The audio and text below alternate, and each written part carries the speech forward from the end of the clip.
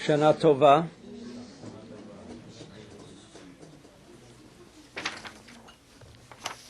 This is the first time that we celebrate the Tkufat Nissan, or the New Year, because it says in the Torah, in fact, we just read it this Shabbat, about in Exodus, Shemot, Yud Bet, it says, "Chodesh hazeh lachem Rosh Chadashim, Rishon hu lachem lechodshei hashana." In other words, Chodesh Nisan is the New Year, because it says, "This month shall be unto you the beginning of months. It shall be the first month of the year to you." It couldn't be more clearer than that when it says that this month, Nisan, shall be the beginning of the year. So actually this is the New Year. In fact, we know that Rosh Hashanah, we have learned in the courses, that Rosh Hashanah, while most Jews think it is the first month of the year, and therefore they say Happy New Year or Shana Tova, without understanding that the Torah in Parshat Pinchas, in Bamidbar, in the fourth book of Moses, specifically calls the month of Tishrei, the month that we refer to as the New Year, as the seventh month of the year. Tishrei is the seventh month of the year. So obviously, why, one may ask then, why do we say Shana Tova in Rosh Hashanah? And why is it called Rosh Hashanah? When in effect, Nisan is Rosh Hashanah. But the answer is, here the Torah says Rosh Chadashim. It is the beginning of the, or the head of the year. The head of the year. And it says very clear, it is the beginning of all of the months of the year. Beginning of all of the months. So we see a difference between year, which I won't explain, because that is already explained in the discussion on Rosh Hashanah. But the point I want to make here is that it is clear that this month is called the beginning of the year. Now, at the same time, we have in Parshat Re'eh, in the book of Deuteronomy, when the Torah is talking about Pesach, which is what makes maybe this month so famous. So we think that because Pesach, or the Exodus, occurred in this month, and therefore this month is so significant. Whereas in Kabbalah, we know it's the reverse. Pesach is the result. The Exodus is the result of the cosmic effect called Nisan. In other words, what came first? The fact that the Jews left Egypt, and therefore this month takes on such importance, or is it the other way around? Because this month has such significance, and therefore the only time that the Exodus could take place is in the month of Nisan. This is always the question, what is the cause and what is the effect? But it is obvious that as thought comes before action, therefore, the unseen factor, which is the cosmological effect of Nisan, precedes the Exodus, because the Exodus already is a physical manifestation, an expression in physical terms, and therefore anything that becomes physically expressed then is considered an effect to some prior unseen force. Now it also says in chapter 16 of Deuteronomy, Shamor et Chodesh Aviv, Vasita Pesach LaShem Lecha. It makes it very clear that this period, or this season called Aviv, spring, is the significance, because it doesn't refer to the month of Nisan. It refers to the month of Aviv. Aviv is the significance. Not even Nisan. Aviv, spring. And when is spring? March 21st. That is the beginning of spring. Therefore, at great length in my book Star Connection, I make it clear why we have an extra month, meaning Adar Aleph and Adar Bet, because unlike the Muslim lunar calendar, where holidays can flow throughout the year, the designation of Nisan, the month of Nisan, must always coincide with the real significance, which is called spring, Aviv. Therefore, the Torah says, Shemot Chodesh Aviv. You must never permit, like in the lunar calendar of the Muslim, where their holidays can run throughout the year. Why? Because since the lunar month only has 30 days, in fact, less than 30 days, and there are 365 solar days in the year, so every year there's 5 days missing. 5 days missing. Therefore, over a period of time, let's say the main important holiday of Islam is Ramadan. That can fall sometimes in the wintertime, sometimes in the spring, and sometimes in the summer, and sometimes in the winter. Why? Because they base their calendar purely on the lunar system. Whereas, because of this particular verse, Shemot Chodesh Aviv, the rabbis in the Talmud learned that the significance of the month of Taleh, Aries, or Nisan will depend and is directly connected with spring, Aviv. Aviv. And therefore, to provide the month of Nisan always and never occurring more than 30 days away from the first day of spring, it must always be within 30 days. Once it's within 30 days of Nisan, of spring, it has the effect of Aviv. And as we know, what does Aviv mean? Spring. What does spring mean? And certainly in the vernacular in English, it means going forth. We call spring. That's when all the flowers come forth. There's even an expression to spring someone from jail, to take him out of jail. Spring has become synonymous with freedom. So it's not Nisan, it is not the Aries, but the significance of, or the factor, the cause that brought about the exodus from Egypt is not Nisan, but Aviv. Therefore, the Torah makes its point, Shemot et Chodesh Aviv, watch or observe the month of Aviv, and you shall make Pesach l'Hashem Lecha. Ki b'chodesh Aviv hotziacha Hashem Lecha miMisrayim laila. Because in the month of spring, it doesn't say the month of Nisan, or it doesn't even say the first month. It says the month of Aviv. So, spring has a very significant meaning for Jews. For Jews. And therefore, the time came that we should also celebrate, as we do when we read HaChodesh Hazeh Lachem, which is just before Rosh Chodesh, we read this idea of spring. All right? So there is a basis. So the true significance of the Exodus is Chodesh Aviv. So I just want you to remember that as we proceed on to our lecture on the significance of this new year, and that it is spring, and it is spring rather than Nisan. Now,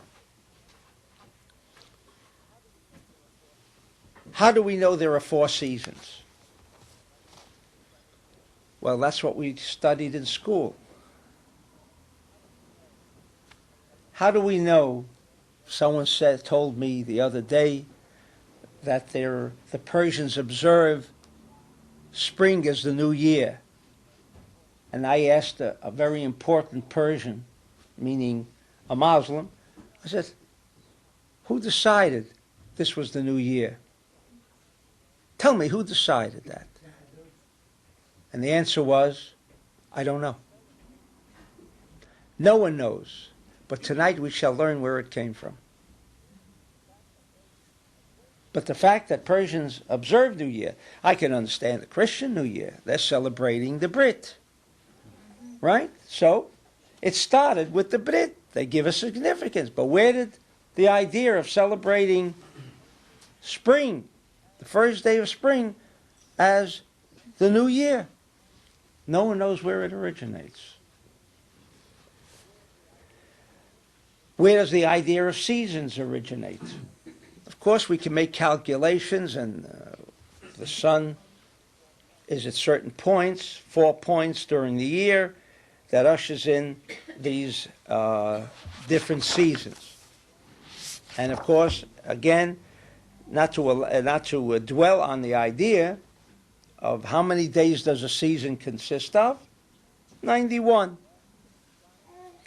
Ask an astronomer, why 91? Why 91? He says, well, you divide the year into 4 parts. I said, why do you have to have 4 parts? In fact, sometimes you'll ask a clothing manufacturer, how was the season? He said there was no season. You see, it was supposed to be spring, but it was cold all spring. Or ask him, how was the winter season? He says there was no winter season. It was warm. So there's no winter season. In other words, we think we have seasons. If you're thinking of seasons in terms of climate, then you've made a mistake. If you think in terms of cosmic effects, in other words, that each 91 days has a particular effect, on all of the people in planet Earth, well, then it takes on a new significance. So where do we know that there are 4 seasons? The Zohar says. The Zohar says. And I want to begin with the Zohar, since we want to make our connection to the significance of this evening.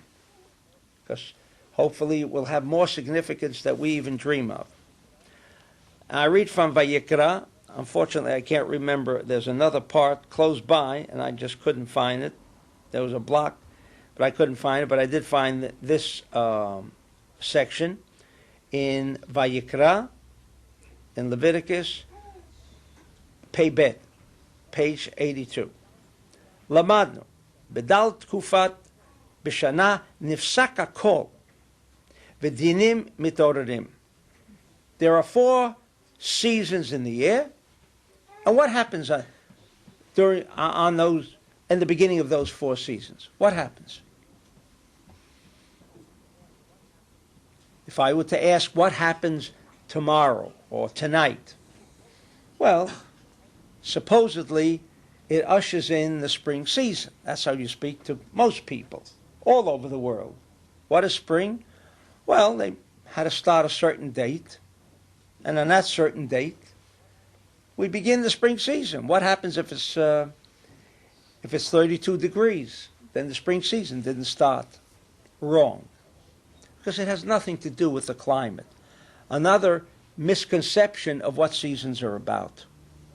And our question, why 91 days? 91 days in every season. The Zohar tells us what happens in every season, the beginning of every season. Nifsak hakol v'dinim me'orerim. On this day of each of the 4 seasons, kol, that's a code word for central column, dinim, or negativity, is aroused.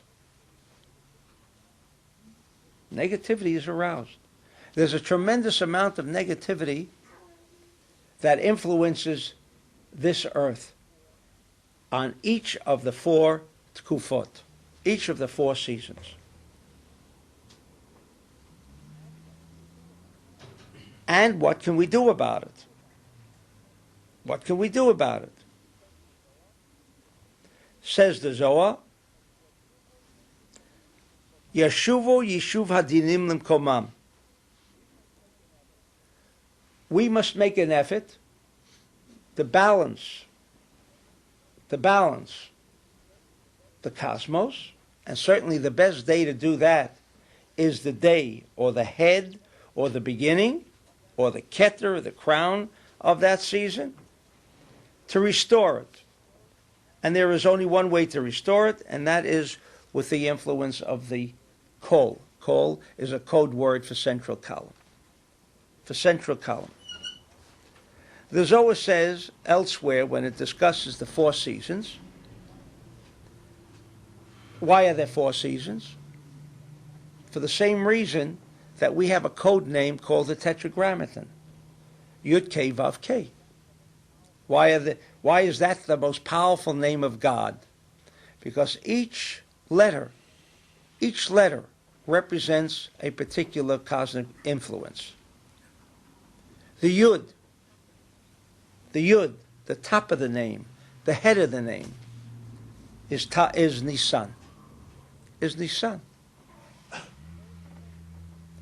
This first Hey, which we know is negativity, and the Yud we know is right column.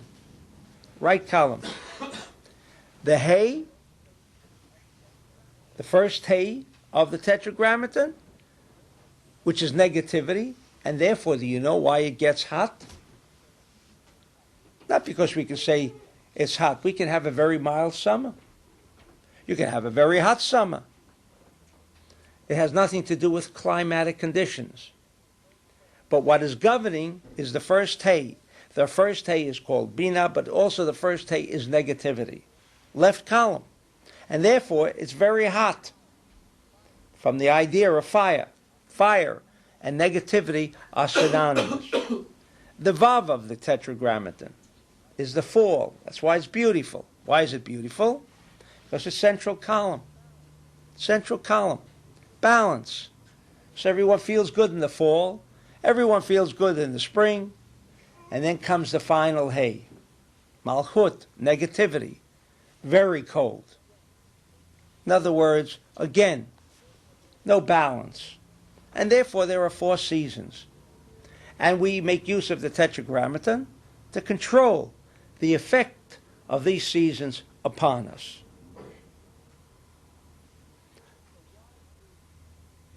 So why is Nissan, or why did the Torah say Chodesh Aviv, the month of spring, is the top of the month?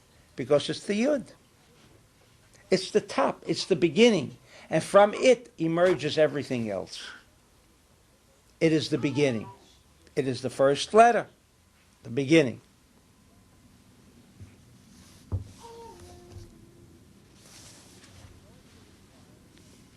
But it also requires Nissan. It also requires the ram. And they took the ram. Why did they take the ram? Because the ram is significant of negativity, as we shall shortly learn. And we take this month of sharing, which is the Yud, which is Nissan. Although it's a fire sign, we know that there are 3 fire signs. 3 fire signs. There is Aries this month, there is the Leo, and there is Sagittarius. Each one represents another kind of characteristic.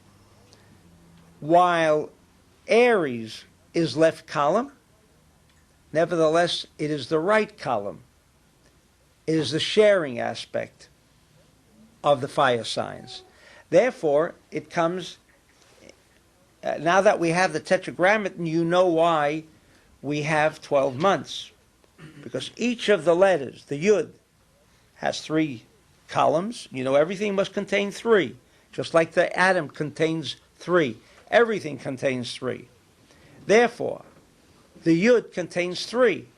Which is the first one? The first one is Aries, its right column. When you take the second section of the next 3 months, which is Cancer, Leo, and Virgo, where is the fire sign? In the middle, its left column. When you take the next 3, Libra, Scorpio, and Sagittarius, where is the Sagittarius? The last. This is not just it happens to be so.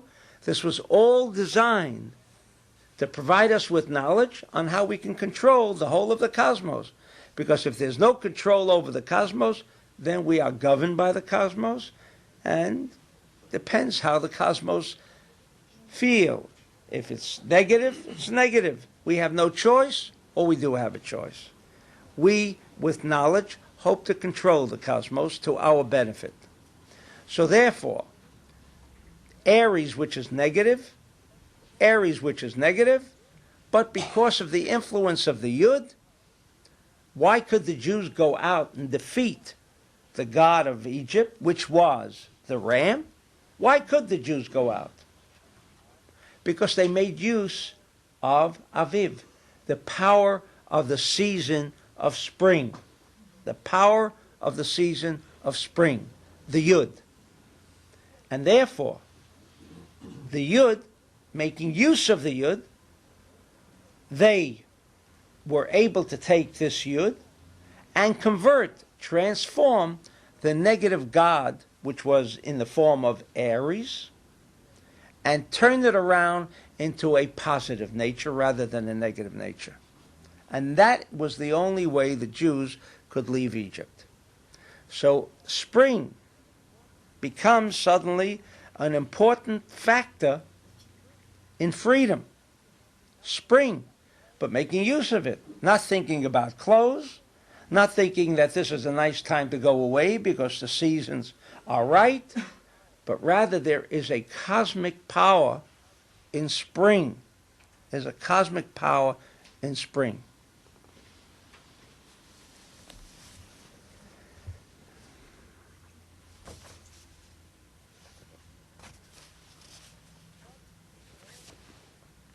But for whatever reason,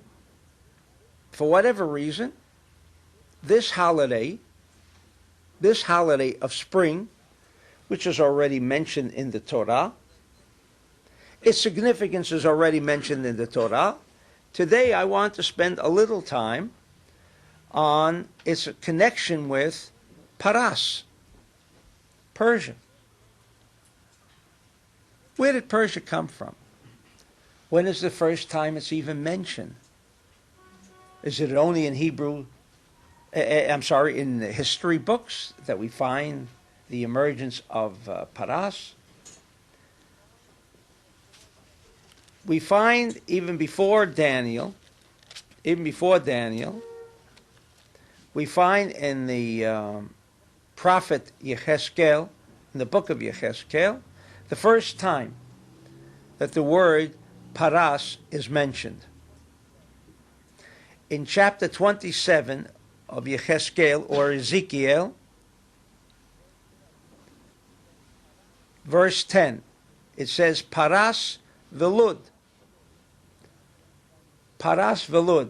When I noticed that for the first time, that struck me as so unusual, and yet it reminded me of the Zohar. For those of you who read occasionally the Zohar, whether it's in English or in Hebrew, there is constant reference to the Shimon going from Lud to Lud. Always. Going from away from Lud or going to Lud. We think Lud is in Israel. But actually, Lud is already explained in the Zohar that it was not referring to a place. It was not referring to a place. But in any event, in this verse in Ezekiel is the first time that Paras is mentioned.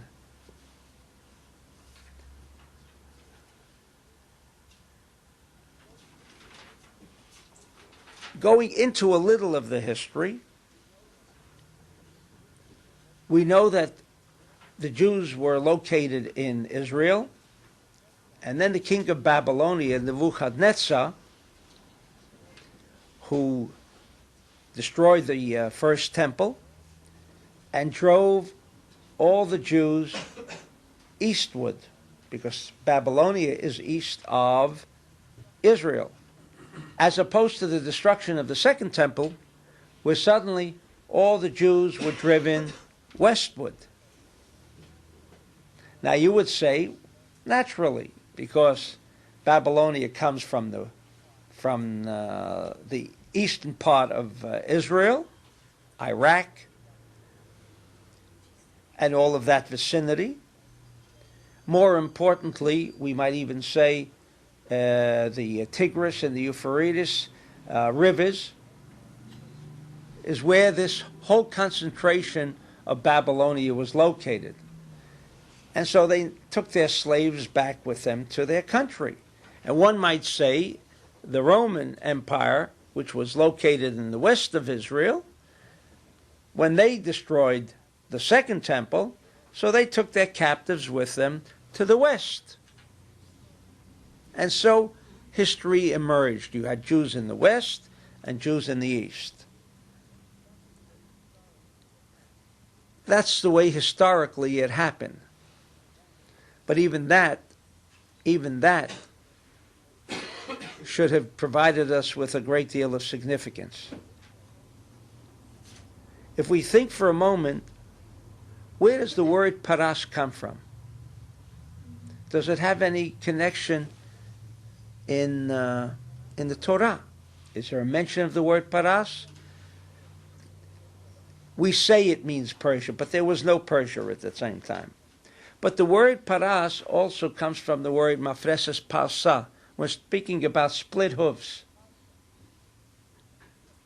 Parsa or paras means split. Split. Meaning right and left. Meaning right and left. A kosher animal, to be considered kosher, must have split hooves, but it also must have another ingredient. It must have central column, the chewing of the cud. When an animal, kosher animal, which is considered kosher, and why is it considered a kosher animal? Because first of all, it must display the right and left, and also it must display that once it eats, it must return the food. In other words, a kind of restriction. This animal has a consciousness of restriction. It eats the food, gives back the food, and therefore it now contains 3 columns, right and left, indicated by the split hoof, and also the chewing of the cud, the returning of the food. Paras had only the double, splitting of the hooves. The reason the Jews went eastward was, like the Torah, like the Talmud says, the Zohar says, they did not exercise central column. And therefore the idea of paras to emerge, and Lud in fact is the central column. Lud is the central column. The reason such a name came about, the Jews initiated, because where did it come from? It came from Ezekiel. Before it is even mentioned, the first time that it is recorded anywhere, that name of Paras is only in Ezekiel. There is no other mention. Neither historians, general historians, will bring up the idea of a country called Persia. No one knows where it originates, other than those who will refer to the writings of Ezekiel, which took place long before the kingdom of Persia emerged. Why? Because how do we know what really happened? How do we know what happened? How does the Zohar know what happened? And how does the Zohar know what will happen? Was he a prophet, Rabbi Shimon? No. He was able to decodify Ezekiel, and as we shall shortly see, Daniel. The Rabbi Shimon and the sages of the Talmud were able to decipher this code, because the Torah is anything but a historical record of what happened. And certainly a historical record cannot tell you what will happen, and yet the Zohar knows what will happen in the future, and he records it for us because he gleans out his information from the Torah, which for him is not an historical record of events, but rather it is coded information that can assist us in understanding what happened, why it happened, and what will happen, and how you can prevent things from happening. So the first time that Paras is mentioned is in Ezekiel. Now we go to Daniel. We know that Daniel was at the time of the destruction of the first temple, and Daniel also was there at the time of Esther and Mordechai. We only know that because, again, the Zohar tells us that the word Hatach, or as we know it to be a code name for Kahat, as that word which is mentioned up there, Kahat, is a code name for Daniel. So we know that he was also at the time of Purim. In chapter 8,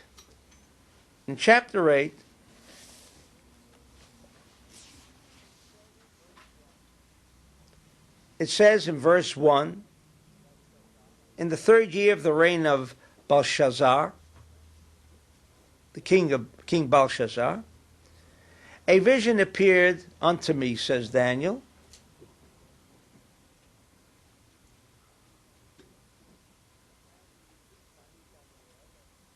And he repeats, Ani Daniel, and I am Daniel, and this is me that is talking.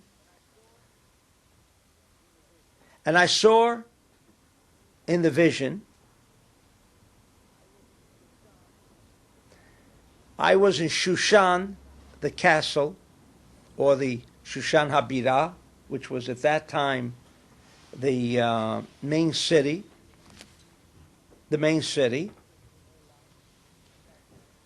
which was in Elam. At that time, it wasn't even referred to yet as Elam. And I was sitting near the stream called Ulai. I lifted up my eyes, and I saw before me, stood before the stream, a ram. A ram. The Aries, the ram, which had 2 horns. I haven't seen a ram with 1 horn yet, unless it's it's an abnormal ram, so maybe it can have one horn. I'm quoting chapter 8. And there were 2 horns were high, but one was higher than the other. One was higher than the other.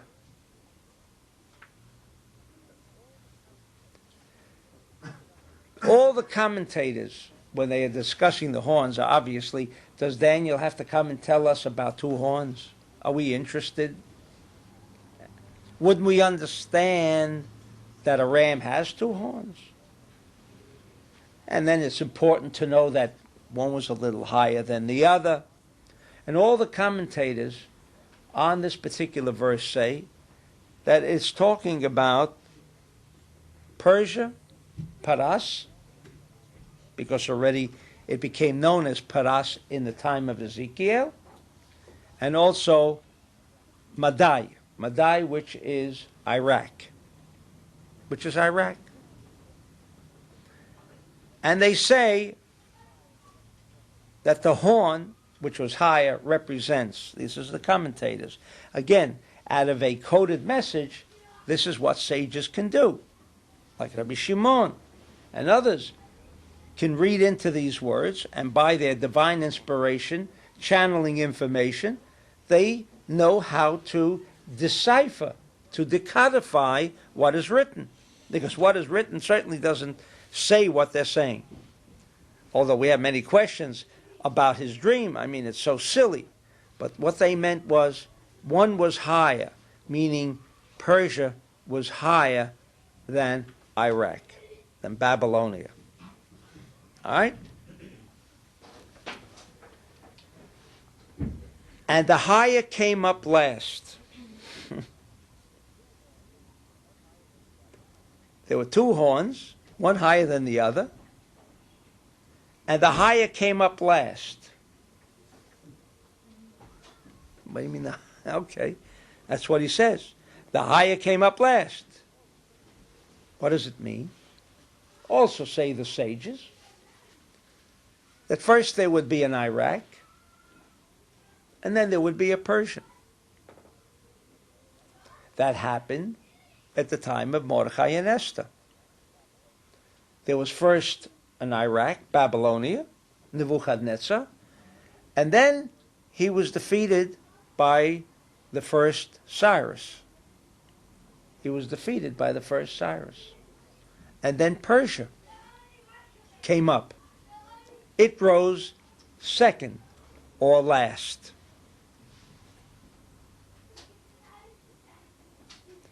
He still didn't finish his dream yet. Oh, he's now describing what the dream was. Ra'iti et ha'ayel menageach yama v'tzofona v'negba. And I saw the ram pushing westward, northward, and southward.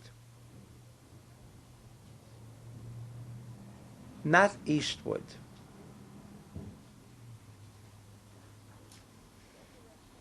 What does it mean? Three directions. Three directions to tell us that the force and power of Persia extended then in these directions, not the other way. The other way, eastward, would of course be China and so on.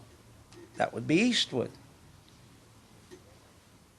No, it would be pushing westward.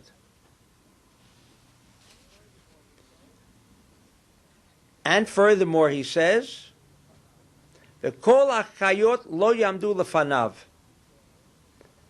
and no beast can stand before him. Neither could anyone deliver themselves out of his hand. Ve'ein matzil miyado. Va'asa kitzono v'higdil. And the force would be so strong that there was no one that could stand up against him.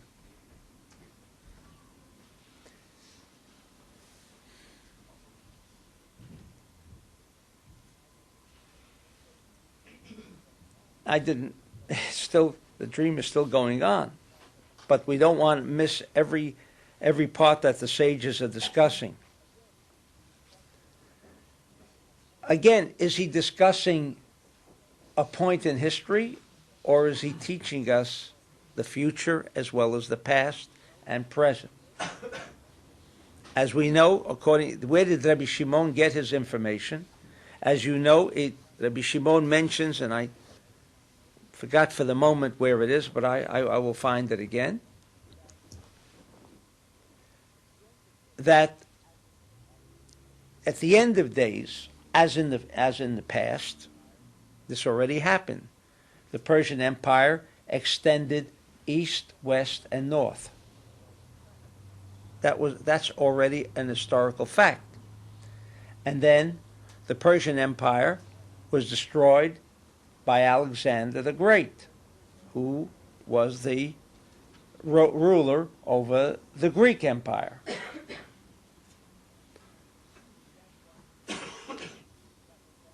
Is that what Daniel wants to tell us? No.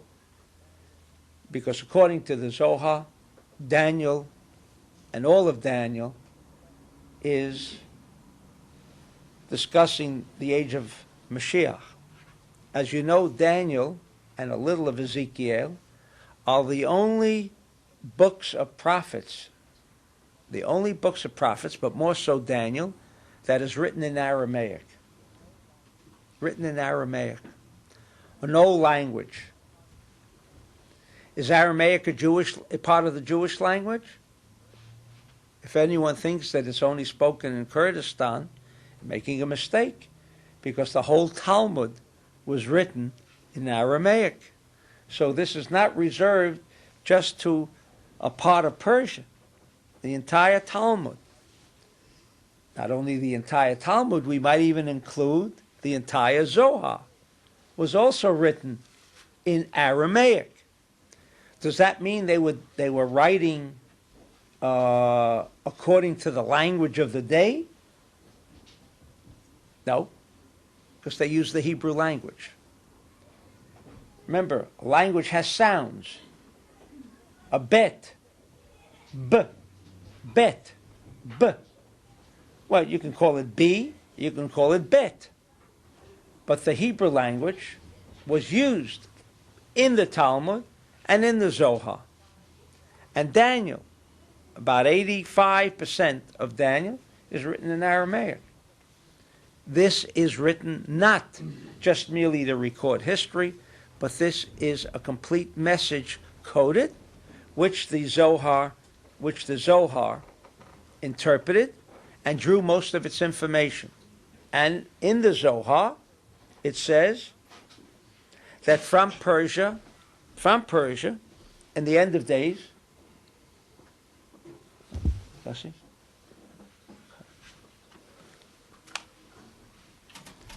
hello? Getting back to the Zohar, the Zohar takes out from this idea that the ram, not an ox, not a goat, and we'll soon come to the goat, but it could be a lion. I mean, it could have been any other animal. The ram. Says the Zohar that at the end of days, and it's obvious where we are now,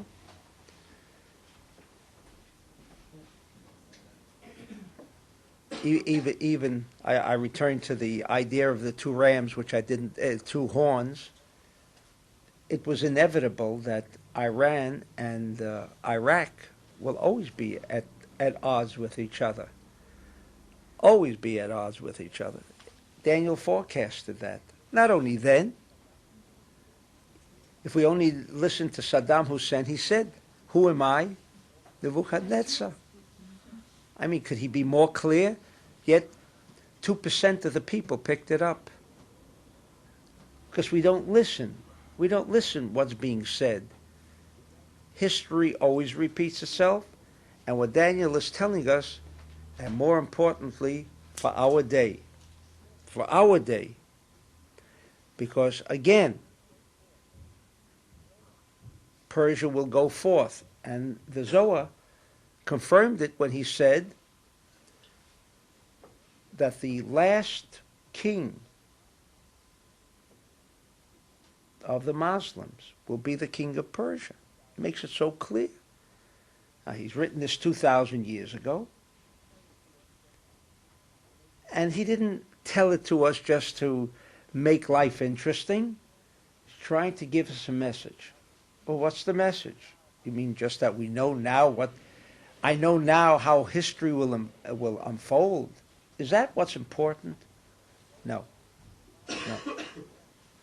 The Zohar always provides us with the track, the cassette of events, and tells us what is going to happen. It tells us when the Mashiach makes its appearance, what we should expect. We have signs. We will know when he makes his appearance. There will be signs. And terrible things will happen. Why is the Zohar telling us? All right, so terrible things will happen, so let's all sit back and wait for the terrible things to happen. No. The reason the Zohar mentions these specific ideas is to tell us we can do something about it. We can do something about it. Not let it happen the way it should. And more importantly today, we see, I should say not in the Western world, unfortunately, not yet, but there is only one danger left for human civilization.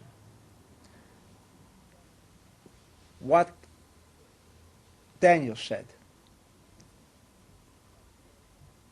These people from Persia, we can say maybe the Shiites, will go out, spread their religion, their brand of religion, all over the world, and as they are presently doing, including the United States, because only a few weeks ago there was an article in Newsweek of the quiet conversion of Christians to Islam. Would you ever believe that a Western mentality can convert to Islam?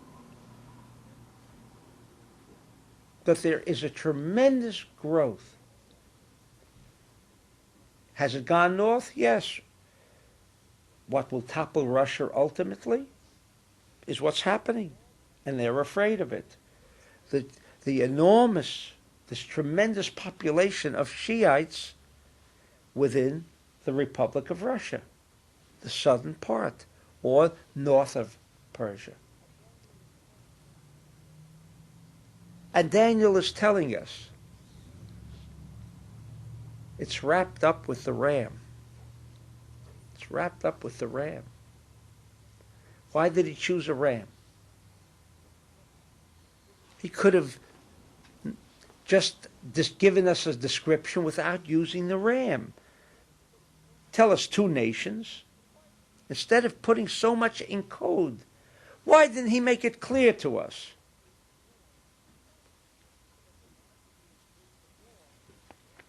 Because he wanted to include more than the description. Because when he used the word ram and two horns, he's also giving us a clue about the ram. There is two parts to Pesach. That's why this Passover to me will probably be the most significant Pesach since Rabbi Shimon.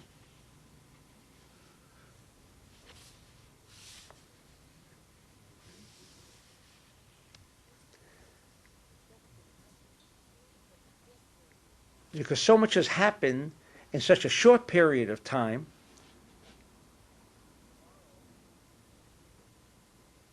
and tomorrow Persia can take two roads. It can take the road as designated when it says Ra'iti et ayal minagach. You know what that means? He gores. It's not, he's goring. Goring. You know what an ox gores with his horns. Out to destroy, like a bullet, the expression, a bullet in a china shop, to destroy everything in front of it. That is the objective. Now we know on Pesach we converted the ram. We converted the power of the ram. How? We took the force of Aviv. We think, well, one of the significant aspects of Pesach is to burn the lamb. Burn the lamb. But we don't have the burning of the lamb. They burnt the lamb then. Is that all they did? When they burnt the lamb, took the blood, sprinkled, they slaughtered it, burnt it, and then they sprinkled the doorposts with the buck, and that was what brought freedom. No. Again, what brought freedom was not the fact that they had burnt the lamb and sprinkled the blood, had converted the lamb, burnt the lamb, as you learn from the tapes on Pesach, and it is true, we must convert that desire to receive for the self alone, which is the Aries. But how do you do that? How do you do that? You take the idea of spring, and that's why the Torah forgets about Pesach, forgets about the lamb, and only says one word: Shamor et Chodesh Haviv. This is the month. This is the month. Av Yud Bet. What does spring mean in Hebrew? How do you say spring in Hebrew? Aviv. Why is it spelt Aviv? Why couldn't they use the word candy to describe spring? Why? Aviv. In English we say, well, it means spring because everything springs out, comes forth. But in Hebrew, why did they give the word Aviv? So most of you know, because it means Av Yud Bet, the father of the 12 months. In other words, if the next 12 months are to produce things of such a nature that we will not even believe can happen, it is our opportunity now to control it. That king of Persia is going to go out, and he will be the only one who will succeed again in ruling over Israel. No nation in the world will ever control Israel ever again. You don't have to worry.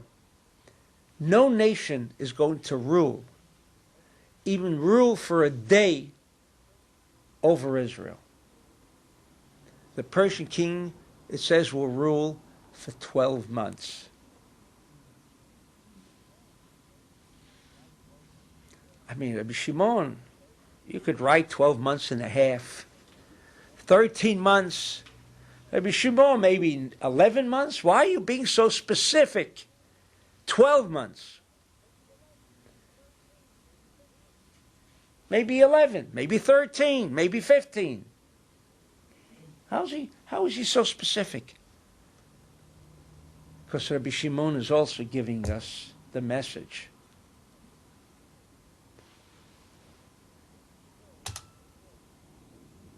When we speak of control, again, we never mean control in a negative way.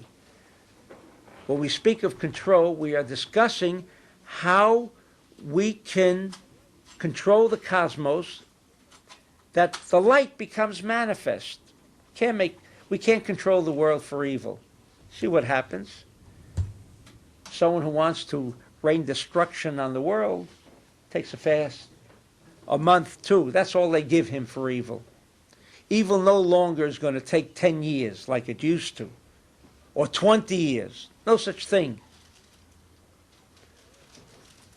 But we have the opportunity to convert that evil aspect, when it exists in the world,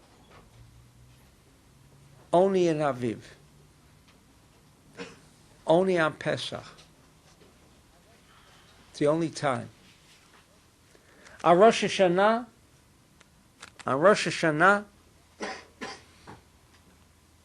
the only thing we can control is our own lives. Therefore, it's called Rosh Hashanah for the individual. The individual wants good health. That's the time to ensure good health. He wants to have an easy life with less problems. When? Rosh Hashanah. But if we're discussing war, blood, negativity in the world, which we are all going to be affected one way or another by its consequences, there is only one time, says the Torah, Shamor et Chodesh Aviv. Observe this month. What do you mean observe it? You mean watch it? Shamor also means to watch. So I've discussed that at length. Like it says, one who is a Shomer Shabbat, an observer. It's not true. Shomer means to watch. I discussed that in Kabbalah Connection, how the corruption of words came about. You know, when you're Shomer Shabbat, you're a Sabbath observer. What do? You observe it like you observe the star? One who observes the stars in the sky is called an observer. So what are you supposed to do on Shabbat? Watch the Shabbat go by. Observe it. Is that what it means? That's the instrument. That's the instrument. That's the significance. Watch it. Not observe it. Shamor or shomer. You know what a shomer means? One who watches over something. Watch it. Take advantage of it. Use it. Because it is the only tool that we have. And unfortunately, it comes in its most intensified state on Pesach. During the year, we try to take advantage of other cosmic events that can assist us, but nothing will alter the course of history as Pesach can. And there are so few Jews in the world that understand it. Most of the Jews know that. What is Pesach? The family gathering. How even that was so corrupted. Family gathering. I mean, why don't you get together the other 53 weeks of the year? Why gather together one day of the year? Get together 53 days of the year if you really want to be a family unit. No, one day of the year at least. This is the year. Why? So that the significance of what's going on, the Satan, it's purely Satan. He works it out so that we'll be satisfied with just sitting with our families together and then observe the year go by without having been able to do anything about it. We are literally so close, and it all depends on what we do.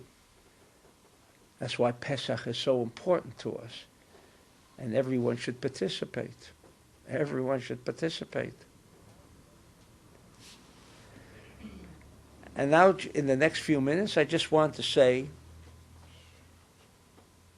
that this new year never originated as a Persian holiday. Never. Never. Why? Because as Ricardo asked the question, but wait a second, or maybe it was Yossi. I mean, they all observe, they go according to solar, isn't March 21st based on the solar system. How come Ramadan and all their holidays go according to the lunar? Either you operate on this or you operate on that, or combine both.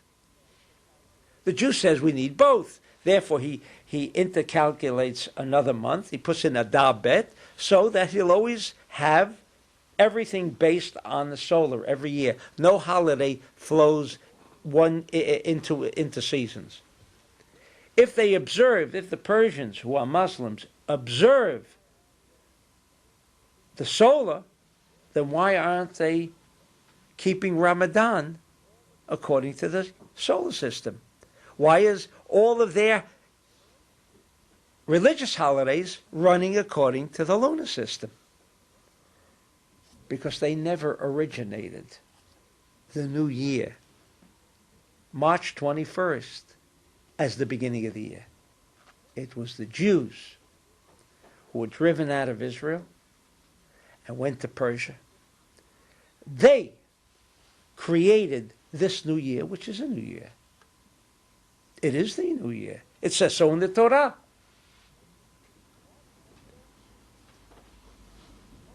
And that kept going. And ultimately people lost the significance. Even many years I had heard, oh, it's a Persian New Year. I said, well, let's celebrate Persian New Year. I don't celebrate January 1st. Why am I going to celebrate Persian New Year? Then, of course, when I said this year we're going to celebrate the Persian New Year, someone said, oh, sure, because we have so many Persian friends coming, and that's why, so you just want to make a party, so they like partying, and so I will participate in the party. No. No. We wouldn't be sitting now and lecturing with a Zohar, and with the Torah, and with a Daniel and Ezekiel, if all I had in mind was just a party. Partying, by with it itself, brought Haman. So I don't want to do what the Persians did for 180 days, party, right? Because immediately it says that brought Haman. But what we are celebrating is the new year of freedom. But why are we celebrating today? Because today is the beginning of the Yud. Today is the beginning of the Yud. And we are hoping that we can inject that power of the Yud, of the Tetragrammaton, and so much more in the commentaries on the Sefer Yetzirah, which I would need another 30 hours, but maybe one day we'll have 30 hours and we'll discuss this fully, because there's so much that they have done for us, the Jews, not to lose their identity. And even this power of the ram, as Ezekiel goes on then to say, and as I was considering, and while I'm thinking about all that I have just said, a he-goat came from the west over the face of the whole earth, and touched not the ground, and the goat had a conspicuous horn between his eyes.